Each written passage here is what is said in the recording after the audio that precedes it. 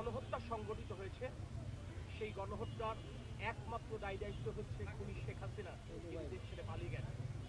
সেই খুনি শেখ হাসিনা এবং তার দোসরদের বিচারের আওতায় আনবার দাবিতে আজকে বাংলাদেশ জাতীয়তাবাদী দল বিএনপি যশোর সহ সারা দেশের সকল জেলা, সকল উপজেলা, এমনকি বিভিন্ন ইউনিয়নের গুরুত্বপূর্ণ বাজারে এই অবস্থান কর্মসূচি পালন করছে 14 এবং 15ই আগস্ট। তারই অংশ হিসেবে যশোর জেলা বিএনপি উদ্যোগে আজকের এই কর্মসূচি পালিত হচ্ছে। এছাড়াও যশোরের 7টি উপজেলায় কর্মসূচি একইভাবে পালিত হচ্ছে। সদর উপজেলার 15টি ইউনিয়নের গুরুত্বপূর্ণ বাজারে এই কর্মসূচি পালন হচ্ছে।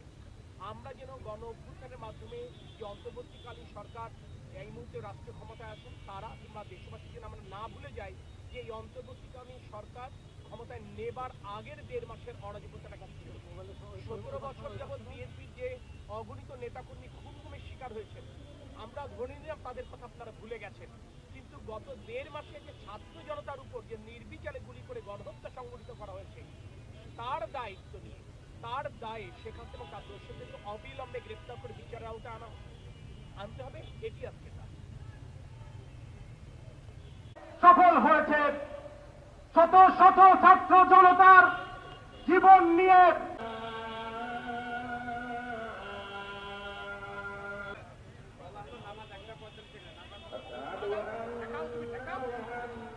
আমার প্রিয় সামনে উপস্থিত নেতৃবৃন্দ সকলকে এই মুক্ত বাতাস দ্বিতীয় স্বাধীন বাংলাদেশের শুভেচ্ছা এবং অভিনন্দন।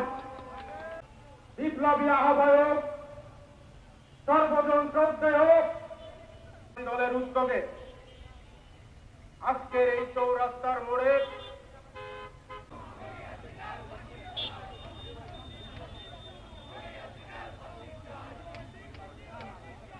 জননেতা জনাব তারেক রহমান জিন্দাবাদ, মরহুম জননেতা জনাব তরিকুল ইসলাম অমর হোক। আমাদের সকলের স্লোগান দিয়ে বক্তব্য শেষ করতে চাই, আপনারা স্লোগানের উত্তর দেবেন। এই নেত্রী আছে, সারা বাংলাদেশের নেত্রী আছে।